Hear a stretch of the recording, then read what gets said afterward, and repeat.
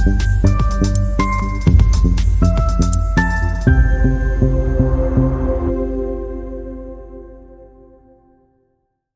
afternoon, everyone. It's a pleasure to be here with you today. Welcome to this Scalable Cities Café on urban data platforms, deploying ICT solutions in local government. Before we jump into today's café, let me briefly introduce you Scalable Cities, which is an initiative of the European Commission that helps take smart city solutions beyond the pilot stage. Our mission is to scale up and replicate successful innovations tested in cities across Europe, ensuring that proven solutions don't remain isolated experiments, but instead benefit more communities overall. That's exactly why we're here today, to share valuable knowledge and real-world examples from cities leading the way. Scalable Cities is a city-led community that brings together lighthouse cities, which pilot innovative solutions, fellow cities, which learn from and adapt these solutions, and positive energy districts, which are focused on sustainable urban energy systems. Today, our network includes 28 projects supported by the EU funding and 142 unique cities working together to drive innovation, sustainability, and climate action.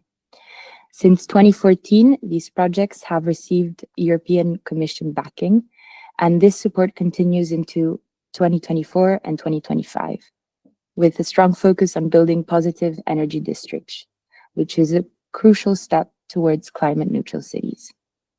Today, we're focusing on urban data platforms and how they are enabling local governments to become more efficient, resilient, and citizen-focused. We'll explore technical challenges, sustainability strategies, and broader opportunities that these platforms offer in shaping the cities of tomorrow. This cafe, as you might already know, is part of a series. It's the 9th one. So if you're interested in accessing the previous recordings, follow us on social media where we continuously share discussions on key urban transformation topics. We also have 2 upcoming cafes after this one, tackling barriers to citizen engagement happening on the 21st of May and replicating e-mobility solutions. Before we begin, a couple of housekeeping rules. So this session is being recorded. Feel free to turn off your camera if you do not wish to appear in the recording. After the presentation, we'll have a Q&A session. But if you have a question that comes up during the discussion with the experts, please don't hesitate to drop it in the chat or just raise your hand and wait for me to hand you the baton. A recording of the session will also be uploaded on the events page after the cafe, and we will be promoting it on social media as well, so on our LinkedIn and Twitter. Before we jump into the presentation of the experts, we want your input throughout this session, because it wouldn't be the same without you. If you have your mobile phone with you, please scan the QR code on the screen or go to slido.com and enter the number with the hash key. This will allow you to actively participate in today's conversation, share your thoughts, and answer to polls. Without further ado, we're honored to be here with 4 experts who bring extensive experience in digital innovation, data platforms, and smart city governance. We have Sabina Reichert, urban and regional planner from Futurium and URBASOFIA. Sabina is a strategic planner and former board member of Isocarp with deep expertise in decarbonization, governance, and nature-based solutions. We have Hermenegildo, a specially appointed researcher from the University of Tokyo. He explores the intersection of urban form and computational modeling, from human-like computer vision to rule-based city modelation. We have Bruno, head of digitalization, process, and information from the city of Amsterdam. He leads the digital transformation of the project management bureau of the city of Amsterdam, promoting data-driven decision-making and the adoption of digital tools. He also has experience in the field of digital twins and digital urban planning. And then we have Mohammad, Semantic Information Architect from BIM-Connected Consultancy. He's a technical lead in semantic data solutions in helping cities design and implement advanced knowledge graph and data platform structures.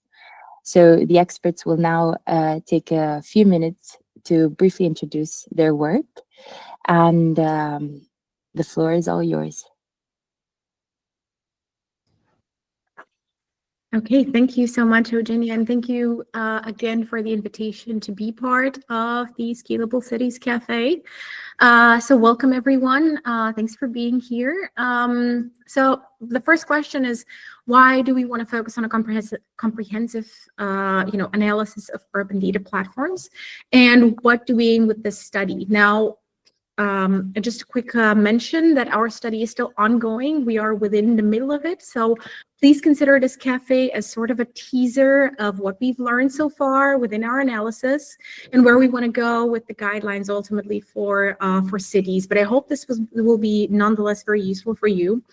And I think that right now we're looking at urban data platforms as a rapid evolution from optional IT projects into actual well-rounded strategic assets for cities.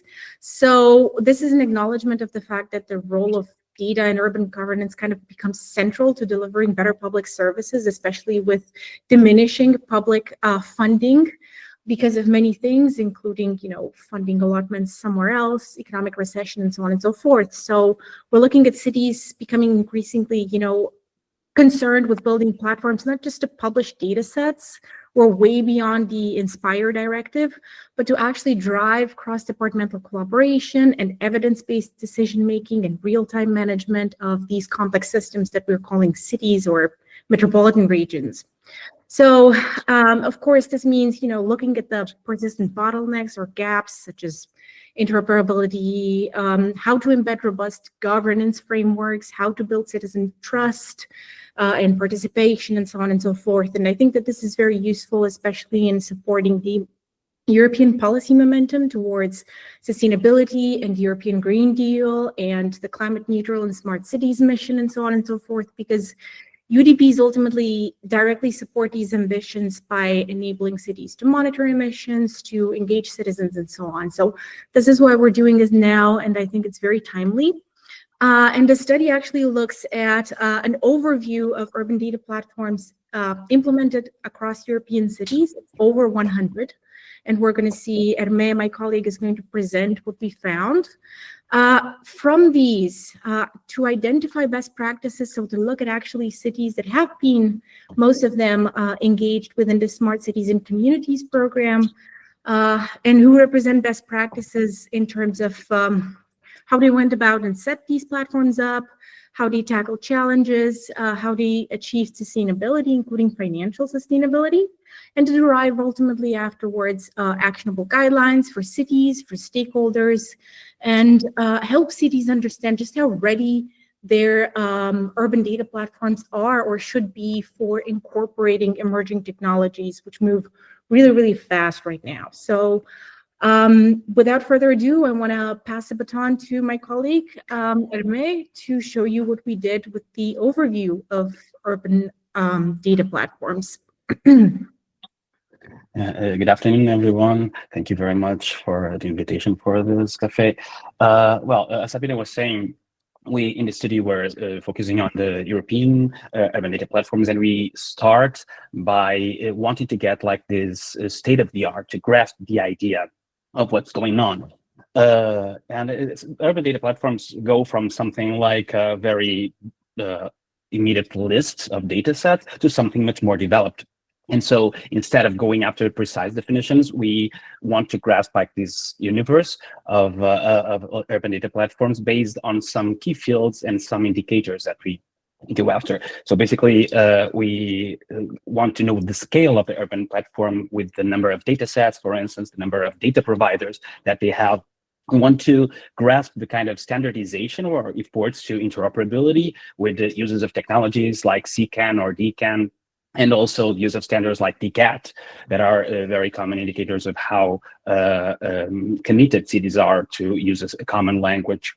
And then we go try to understand the data ecosystem behind or that complements this urban data platform, based on the existence of public APIs, for instance, and the software development kits that are available online, and then also the advanced features of real-time data and three-dimensional spatial data that may be available. So basically, we do a universe that covers lighthouse cities, but goes more than that. So basically, we do a list of 131 cities to cover the territory of Europe uniformly, but then it goes down to 119, which are the ones that actually were operational in the moment that we were doing this kind of research. So when doing this, we go focusing on the open part of the platform.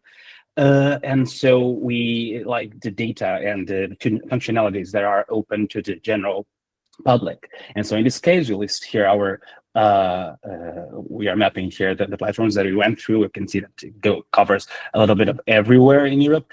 But then we are grouping here, like we're understanding the results in these groups of these large and medium and smaller cities. And why is that? Because it's many times population size is not only a number in itself, but it's also like the access to budget and the ability to create a critical mass that kind of come to that. So we want to have this perspective of being sensitive to the individual situations of cities. And we know that there's no one solution.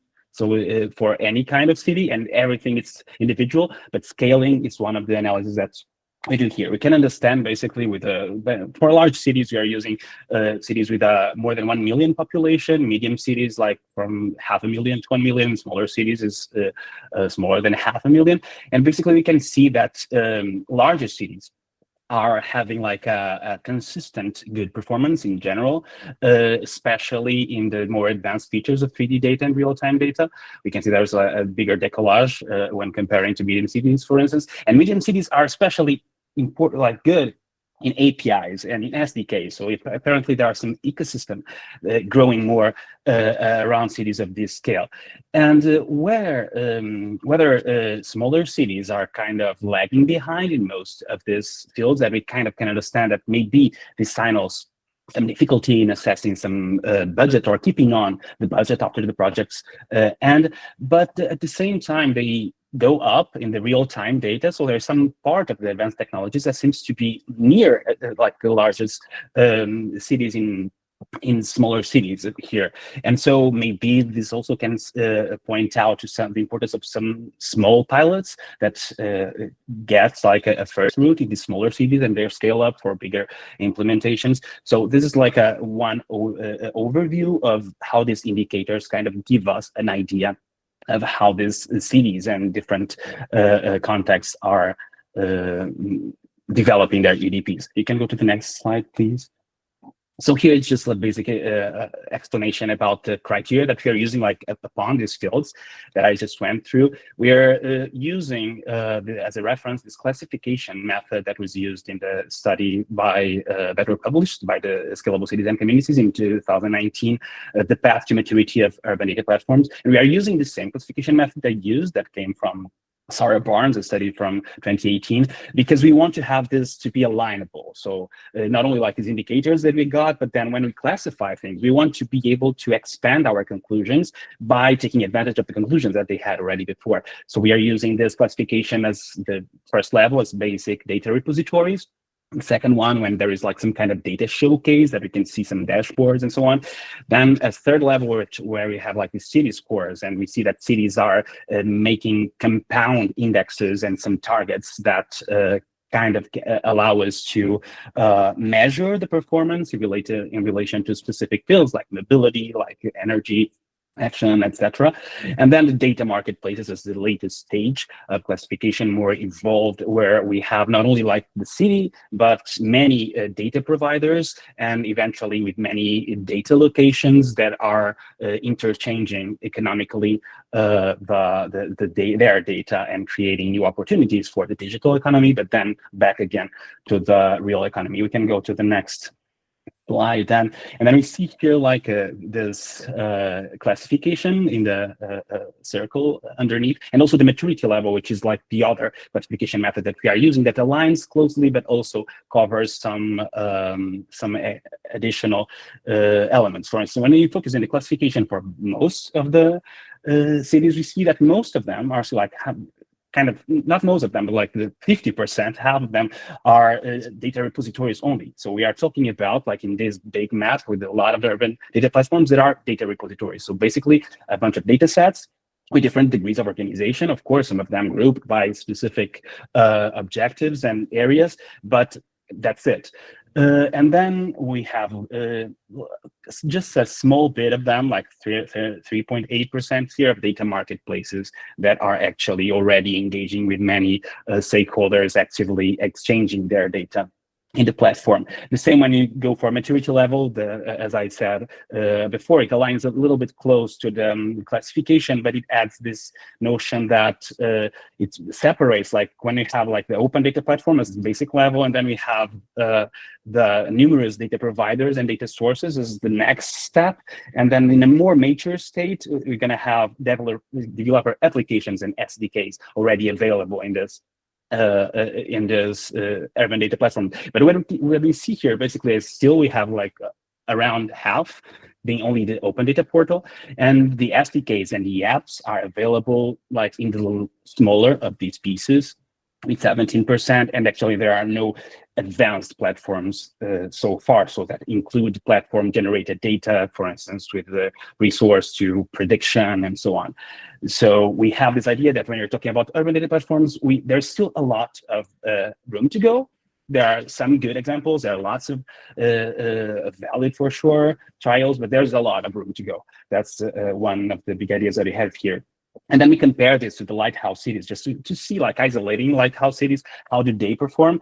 And we saw that in general, like in this classification maturity level, they kind of align with the same. There are no big discrepancies. We did see that in the classification, they kind of moved to the extreme. So there are a little bit more data repositories and a little bit more data marketplaces within the lighthouse cities when comparing to all the others.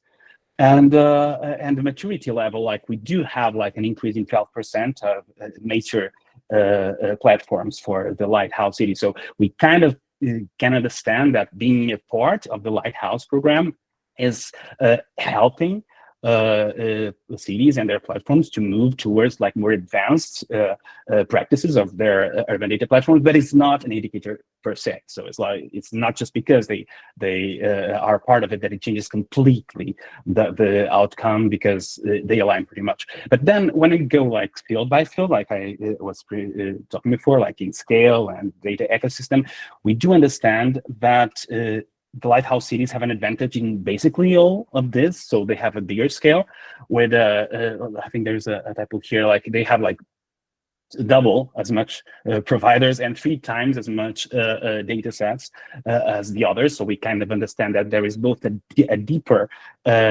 quest for data and also more networked with more providers giving this data. And then in types of advanced features as 3D data and real-time data as DCAT, they are all like a little from 20%, 15%, 12% above the non-lighthouse program cities.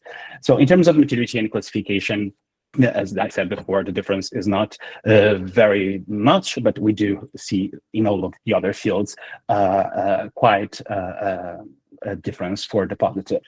And then I think we can just go to Bruno, please, to wrap up the idea. Yeah, sure. So, considering the time, I'll be very short. When we're talking about urban data platforms, we are talking about comparing apples and oranges. So our idea was like, how do we identify and see if they're apples or oranges? So let's make some work on that. We really focus on assessing the actual platforms, and just like we'll end through all of them and try to check which functionalities there were, and in order to rank all of them and also see in which one we would focus on getting those best practices and the learning lessons for our guidelines. There are criteria there. We have 5 of them. One is the platform maturity and functional complexity, which is pretty much, is it only like an open data portal, or do have more to that? In terms of diversity of data providers, because it demonstrates some complexity. If it's only like one organization sharing data, it's less complex than if you have really an ecosystem with a lot of different providers sharing their data. In terms of data diversity and aggregation in aggregation in themes, if there is information about data governance or not, and that this was the most difficult criteria, because it's not always clear in the website or in the communication about the platform how it is managed, and how it is, and the last one, how it's ready for emerging technologies. And then on the right, you can see which were the shortlisted cities. And if, so the cities with the highest score, and if someone participating works in any of those cities, let us know, so that we could also get in touch. We already contacted all of them, but it would be nice to get in touch anyways.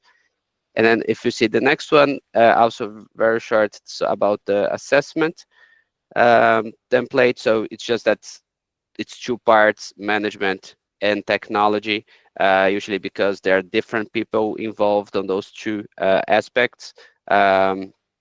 So that was the way for us to standardize the data collection. And then I'll open the floor to Mohammad. Yes, thank you, Bruno. So after selecting the use case studies, we went into the functionalities of the urban data platforms, and how they can how we can picture them in a wide picture in an ecosystem. And then we come up with this 3-layer tier of the structure of the data platform. So you have data providers, which data is coming from multiple sources, from stakeholders themselves, and also from other data sources such as IoT devices, things from open data platforms, social media. In some of those platforms, they only have municipality data and IoT devices, but in many other they have also something from citizens and also from academia. And then you have like data platform itself, which is the implementation of the solution. It is divided into multiple layers, which security and governance all are one of the main layers. And then the functionality expected of the data platform, which could be the advanced data like real-time and digital twins, also open data and all closed data for specific audience, and data marketplace, and how to integrate all the different data sources together. Providing the data to the consumer layer with the APIs and ensuring the interoperability to the stakeholders, which could be open source community, to build up open source solution upon the data platform, citizens to directly decide based on the visualization of the data, and also dashboarding that's provided by the data platform, decision making of the municipalities and also policymakers, and also other companies that they use the open data, and also if there's a marketplace, they can share data, and they can also exchange data if it's possible to make their own solutions upon the data platforms. Next slide, please. And then we delved into the technical architecture, which is usually behind these data platforms in 3 layers, and in specifically security, how they are managing the access control, the network security, auditing, if is there any. So we address these questions, the questions that tackle these layers or like answers how they deal with these problems in our questionnaires. So for data governance, how do they tackle with the life cycle of the data? Are there any data management, the metadata management? Are there any data lineage strategies? Do they adhere to the fair data principles of findable data? And how do they archive their data? Is there any policy for it? How do they make sure about making the data is available on the data platform is up to date and not obsolete? How do they check the integrity of the data?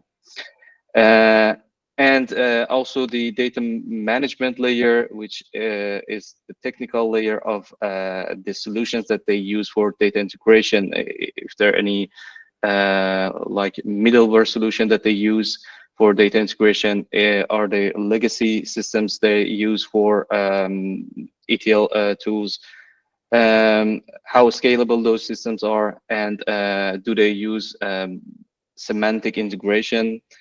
How do they use data? How do they deal with the data interoperability? Because that's one of the issues from the literature still, and that's one of the things that limits the scalability also of the platform, dealing with multiple languages for same data in different domains. And how do they set up the data access layer? Do they adhere the common standard that can be easily consumed by the consumers? And do they provide development tools on top of the platform for the higher maturity platforms? Amazing. Thank you so much for walking us through the research you've been going through so far. Right now, let's give the word to our audience. If you can please scan the QR code and join the Slido so you can start answering to our first question, which is directed to you. Then we will be heading on to questions directed to the experts. So what we're asking is, in your opinion, what is the biggest benefit of a well-functioning urban data platform, especially after all the explanation from the experts?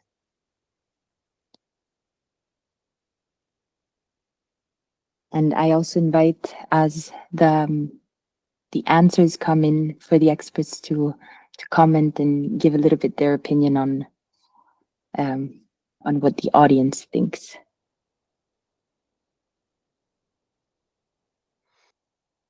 I'm still waiting a bit for for the answers to come.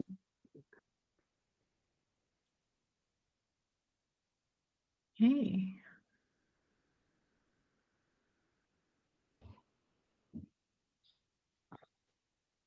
Yeah, maybe we can make a short round, like what we experts think, in our opinion, the biggest benefit is.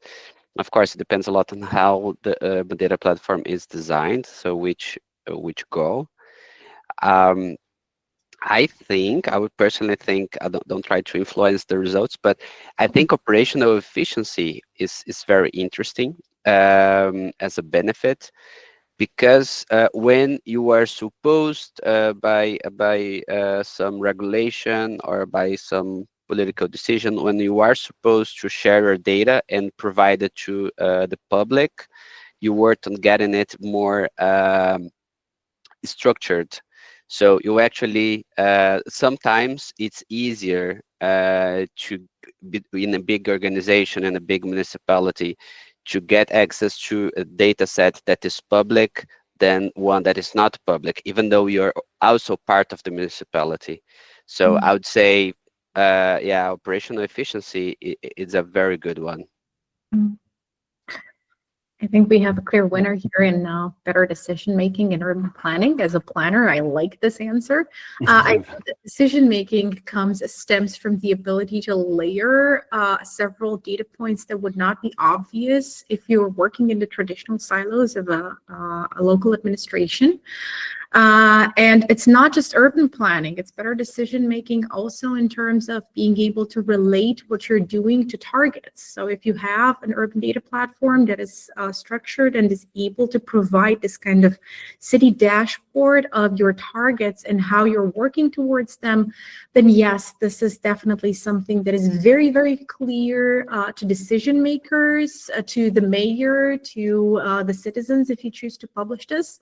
But I want to challenge this selection and add something to it. Actually, I think that one of the interesting benefits that we're seeing, especially in more mature urban data platforms, is also the benefit of new innovation ecosystems. So startups using the data that is already there or contributing to that, because that doesn't lead just to incremental innovation or incremental improvement, so better decision-making, operational efficiency, but also maybe radical jumps in how we collate that data to come up with new services, to come up with new avenues to deliver something that we didn't possibly even know that we need. So I would just add that one too, because we're also looking at that in our study.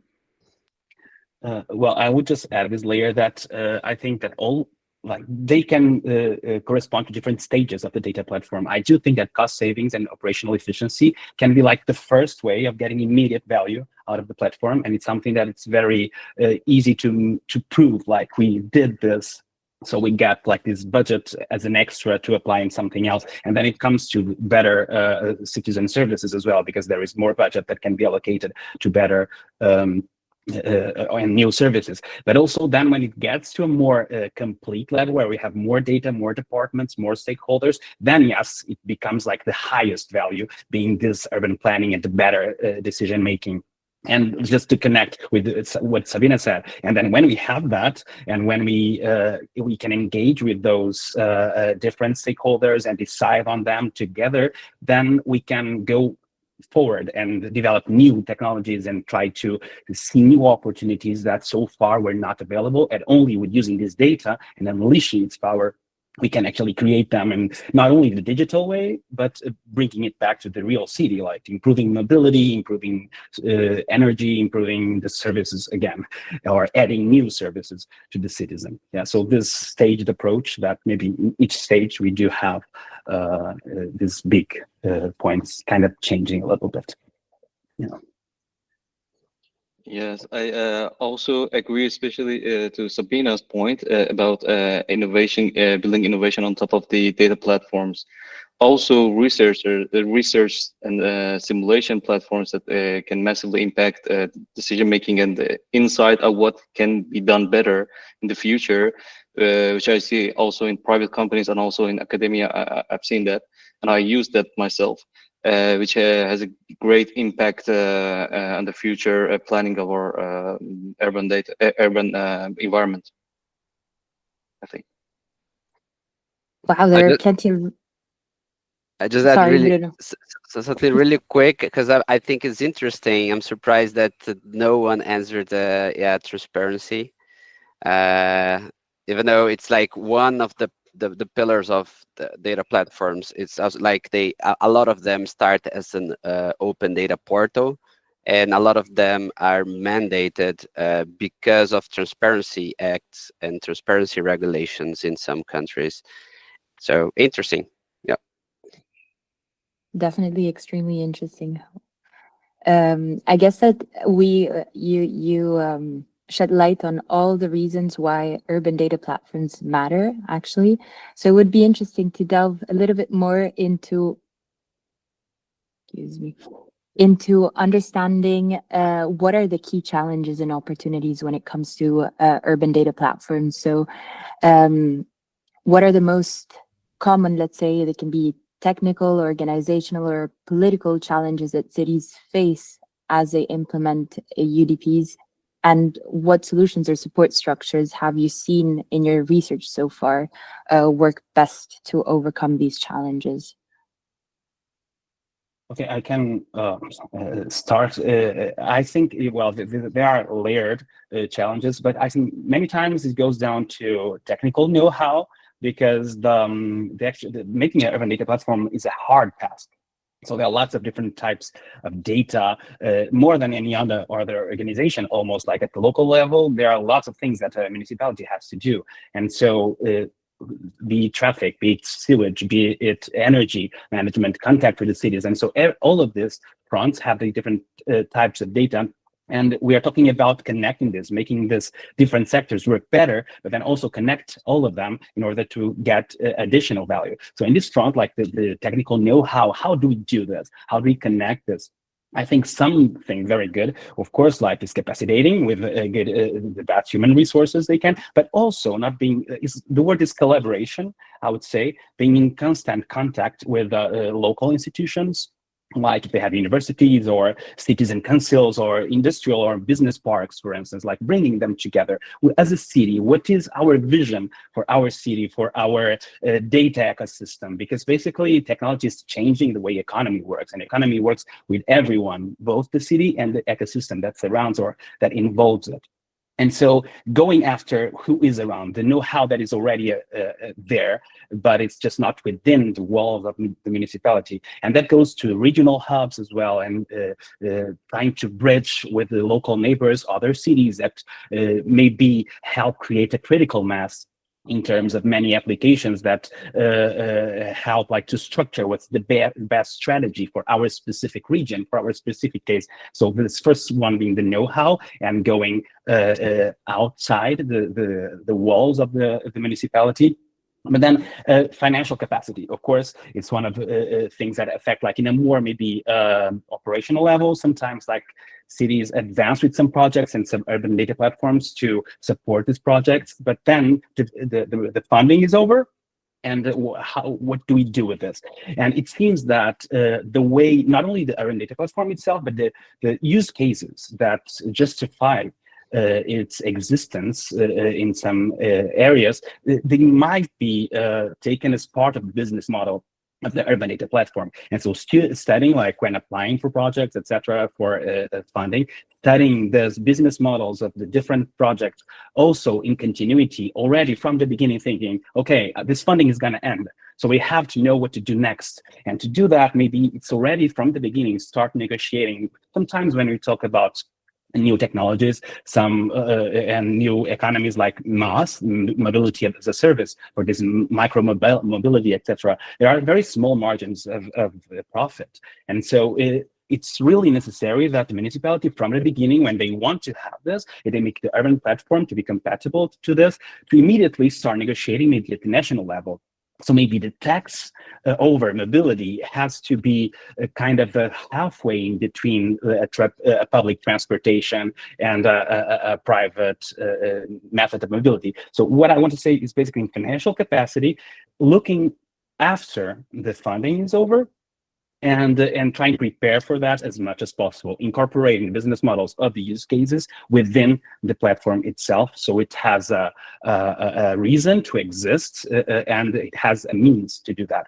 And just closing that, like sometimes I think it's overlooked, the vision for the data strategy, the vision for the smart city, if we want to call it, in a sense that many times it seems like these projects, they are constellations of projects, but they not necessarily are aggregated, and they don't create the synergies that are necessary. Sometimes we have some cases that these platforms, like that are developed, for instance, with some European funding, are done as separate from the operational platforms that already exist. Like they are connected again to these use cases that can be mobility, whatever, but they are not integrated from the beginning. So kind of having this vision helps to connect all these different pieces and to structure and create synergies. So the urban data platform is a continuous whole that kind of uses existing pieces, connects to the new ones, and it's flexible to let go of the ones it doesn't need, but making sure from the beginning that this funding, that these situations change and prepare and anticipate, always integrated in a vision. So yeah, basically, yeah, technical, financial, and the vision. Yeah. This is great because it connects me actually to the next question that I wanted to ask you, which is what strategies can cities actually use to ensure that urban data platforms remain operational after the end of the initial part of the project funding? So how would you foresee that? What's your take on this? Yeah.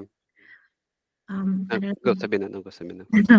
Just a couple of thoughts here, because I think that we can dissect that into several kinds of typologies of strategies. Of course, we're looking at funding, but maybe one of the first things that I wanted to say in terms of hurdles or obstacles is the internal resistance that we're seeing, especially for cities just starting out to kind of go and create the framework and share the data. So one of the strategies is to actually invest. We're seeing a lot of projects that are very strong in terms of lifting up the urban data platforms off the ground in terms of technology, but not so much in terms of making sure that that goes hand in hand with a very strong capacity building program. So one of the things for future-proofing the relevance of the UDP is to actually invest concomitantly in creating the right training programs and making sure that the knowledge that is gathered within the project actually spreads, and in making sure that ample resources are dedicated to actually create these kinds of interdepartmental or even public-private, units that are very, let's say, horizontal and very flexible, are able to go and, create or keep the dialogue going. Because this kind of mitigates the issue that we're seeing across the board in any kind of European project or beyond, that at the end of the day, if there's no funding ensured, then people are not keeping up the most difficult thing, which is to keep talking with each other, actually, and to keep aligning. And like Hermes said, the vision is very important. So ideally, you want this kind of policy alignment to be a continuum. And of course, in terms of funding, it also depends really on the typology of the municipality, because I'm looking at it from the perspective of governance. You have Nordic or Western countries that have a different model of, let's say, doing business and engaging in public-private partnerships. They're a little bit more flexible. We see, for example, we had some case studies that we're looking at. We're looking at Rotterdam and Lyon and Strasbourg and Hamburg. And for example, Rotterdam is very, very open in creating the partnerships with the universities and with businesses and so on and so forth, with engaging citizens themselves. This is very successful because they've been able to involve citizens, for example, in living labs, in experiments. But at the same time, these living labs and experiments need to correspond to an overarching frame. This would not function, for example, in Eastern Europe, where you need this kind of formal commitments and more robust partnerships, signed memorandums of understanding. So it really depends where you are in order to find the right governance strategy. And one of the main things is probably not even in the hands of the cities. It's what we're seeing right now with the lack of formal data governance frameworks and maybe a little bit of a silence from upper levels, from the national level, for example, in providing this kind of a framework, especially in areas that do not have this kind of capacity of creating public-private links with such an ease. So this is one thing. And the other one is, I wanted to mention this because this completely relates to how cities can tackle funding afterwards. Because you have a project and maybe you receive funds from the European Commission, or maybe you have a municipal budget, and then you can apply to national grants if that is a good idea for you. But ultimately, you need to create, value that can self-sustain from a financial point of view. And this means getting to those external stakeholders and trying to find this kind of win-win situation. So your ability to engage partners, private companies, to offer data that has value to them, to market that data, to create this kind of, let's say, freemium tier and then a paid tier for some select companies to use maybe more detailed or granular data from your urban data platform. This is something that cities need to learn to do because it doesn't come naturally in some areas of Europe. And we're seeing that because then, that's there's no plan of actually using the platform in this way in many of the cities. Yeah, maybe I would add one strategy is seeing the urban data platform as a piece of infrastructure. And then I mean, you end up in the discussion about how do you fund the infrastructure, because usually infrastructure is something, if you're talking about something for one organization, so an internal data platform, it's something that a lot of different departments are going to use. And then how do you put the funding together to keep it up and running and further developing? Or if you are at an early stage, how do you convince high management that every big organization should have a data platform or a data of a strategy of a clear tool to deal with the amounts of data that are created daily. And the other approach is like, is it like a piece of infrastructure for an organization, like a building, or is it like a piece of infrastructure for the whole city? And then imagine like a street or something. And then in this case, what is the role of the municipality in providing this platform also for businesses and other organizations? And then it depends, like how do they see their data platform? If they see it really like as internal platform, or if they see that as a marketplace for data exchange. And then, as Mohammad said in the last question, in the other question about that, it creates like a nice environment for companies and startups and businesses to build upon that and provide the innovative solutions.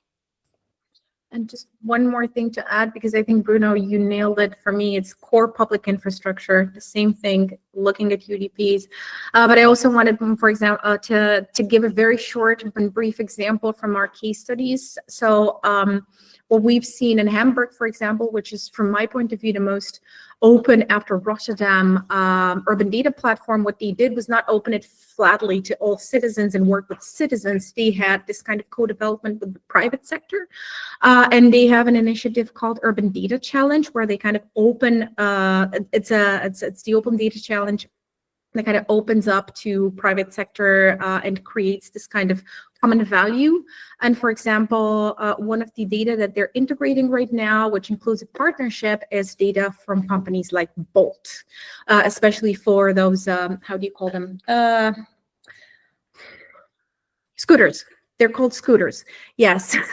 So I think that's a win-win scenario, because it feeds the data. They can reuse the data in these challenges, but then Bolt also gets something back. So we're seeing this, for example, for other cities in countries themselves. They can apply for data from Waze. So these kinds of mutually beneficial agreements, it doesn't have to be direct funding. It doesn't have to be, Euroscience. It can be something that helps the platform grow in relevance, grow in scope, and then you have to think a little bit outside of the box here. Wow, this is amazing. Thank you so much. You really walked us through. We started from why urban data platforms actually matter. You walked us through the challenges and barriers. There are a couple of words that stood out to me, at least. Been talking about infrastructure, what Bruno mentioned, financial capacity and the need of collaboration coming from Herme, and this capacity building program that you previously mentioned, Sabina. I now want to give a little bit of space to our audience and ask if there's any question that has popped up in your mind as during the discussion. Feel free to put it in the chat, raise your hand, and we'd really like to hear from you. And especially after all the examples that were listed. Yeah,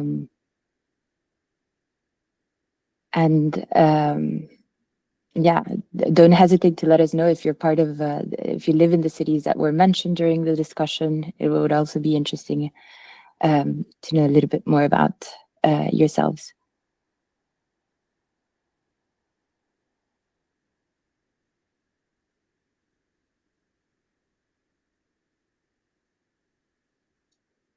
May And I ask something to the public? Sure.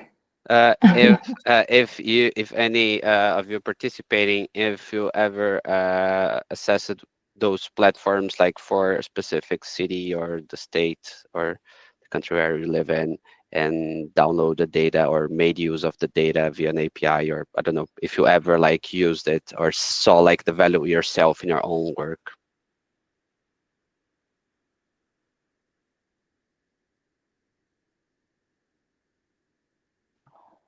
I would also like to extend that challenge to the audience. Like, if anybody, not only now, like if you want to reach out to us because you've had like these experiences with data and the urban data platforms after this, it would be like amazing to have also that perspective of the whatever you are, a citizen or a private company, or and having your perspective on that, and from the city it is, from this case study, because this is all made of small grains and there's no one only scenario. So yeah, I would welcome any communication and insight from the users, like also after this.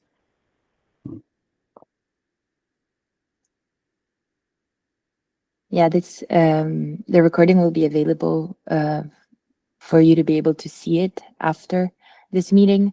So we will be promoting, as well as not only the content, but also the names of the experts, which will then be able to you'll be able to reach out to them in case you have any further questions through us or directly to them.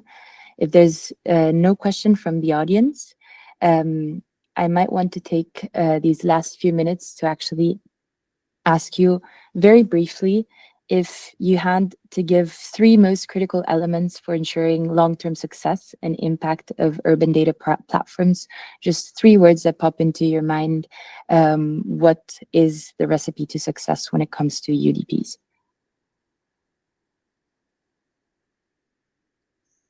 We do have a question from the audience. So Ashish is asking, what do you think, where would the value lie for the big players? Let's say in mobility for the likes of Ubers or Bolts, who are nailed into the market already? I could just launch one idea. Like, many times, like, they do have their own data, their own platform. And if we can create a data ecosystem where several of them understand that by sharing it, they can optimize their own algorithms in terms of complementing each other, that can be an advantage that the big players can have. And that sometimes it's hard for them to do that negotiation one by one, but if it's like a moderation with some kind of transparency and certification from an independent body, that can be creating a synergy, not only like with the cars themselves, but also like the scooters and all this mobility. So if the city can aggregate this data, can be an advantage for all the players, also the big ones.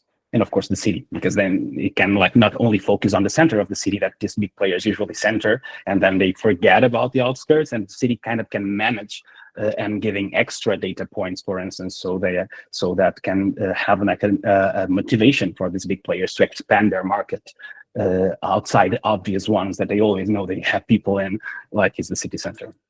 So yeah.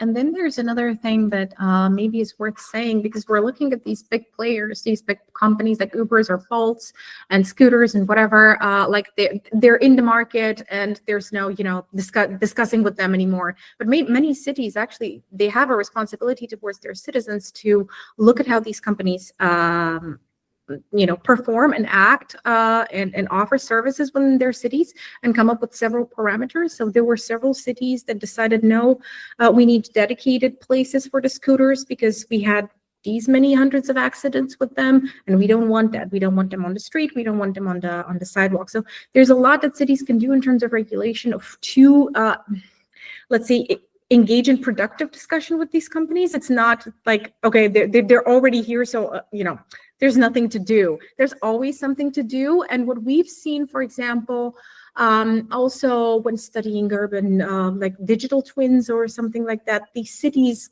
kind of have started getting this inspiration of how to bake in to their requests or their public tenders or their service contracts requirements specifically for urban data that they can use.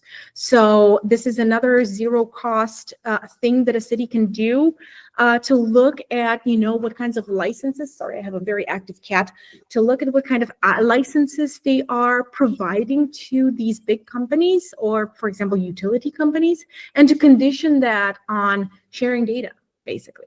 Because if you're operating and you want a multi-million contract for our city, then you are going to provide these services, which include something for our urban data platform. So this is one way of doing it. We've seen Valencia do it. There are other cities actually considering embedding in public tendering some of these requirements. So I think that this is really an interesting way of looking again at win-win scenarios, or just positioning cities to be, working in the interest of their citizens, basically.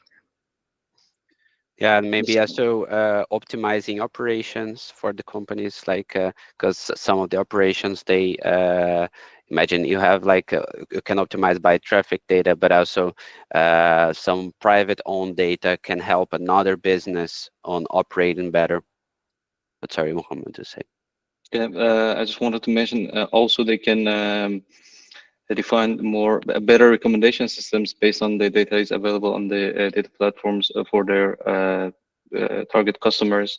It better define the target customers depending on their services that they are providing, and also, as Sabina mentioned, again, for example, for a very specific case for predictive maintenance. So maybe there are companies that see the challenges of the city and the municipality. They can offer solutions based on the data that is available, so they can do analysis based on that, then come up with proposals and benefit from the available data in that sense as well. So turning back to keywords, I think that this discussion just created two in my mind. It's leadership and collaboration.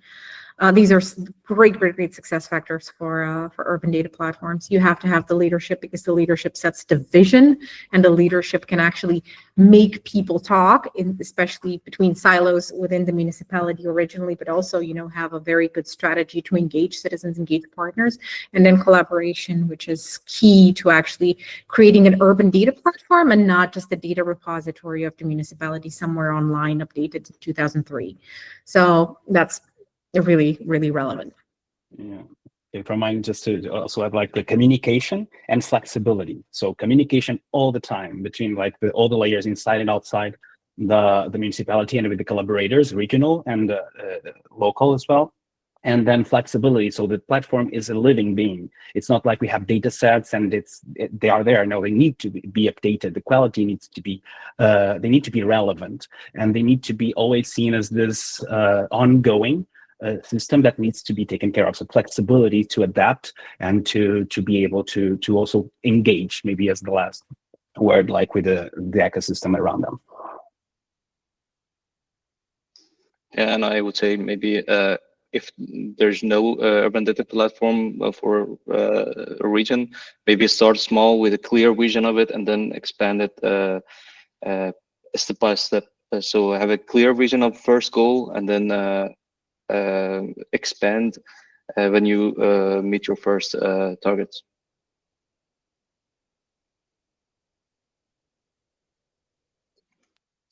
I guess that finishing our discussion with these keywords was a great way to end this conversation. I enjoyed it a lot. I hope you did too, as well as the audience. I want to thank you for participating, and invite you to stay connected with us, to follow us on social media, on our LinkedIn page, and on our Twitter page, where we will be posting the recording of the session, and where you'll be able to stay in touch with the experts and with our network. Thank you so much, and I wish you a lovely rest of the day. Thank you very much. Thank you. Thank you so much. Bye. Thank you, everyone.